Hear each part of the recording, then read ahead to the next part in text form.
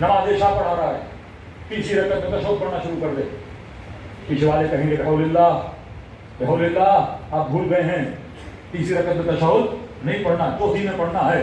تو پچھلے اگلوں کا خیال رکھیں گے، آگے والا امام پچھلوں کا خیال رکھے گا.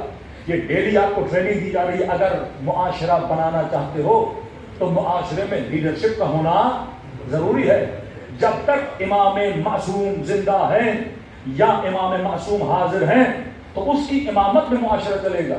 لیکن اگر امام معصوم پردے غیب پہ چلے گئے تو تم شیعہ کو امام یتیم بنا کر نہیں جا رہے، سسٹم دے کر جا رہے ہیں. 500 افراد ایک سوسائٹی میں رہتے ہو تو اپنا کیا بناؤ؟ لیڈر بناؤ.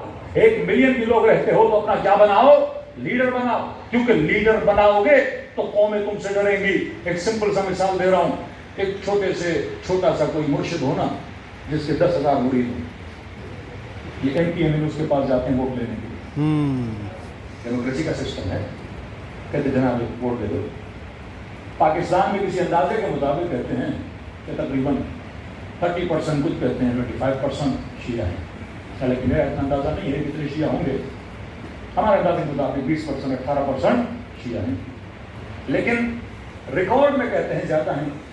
اس کا ریزن ہے، ریکارڈ کہاں سے نکالا؟ مردم شماری تو ہوئی اس اعتبار سے ریکارڈ نکالا بینکوں سے.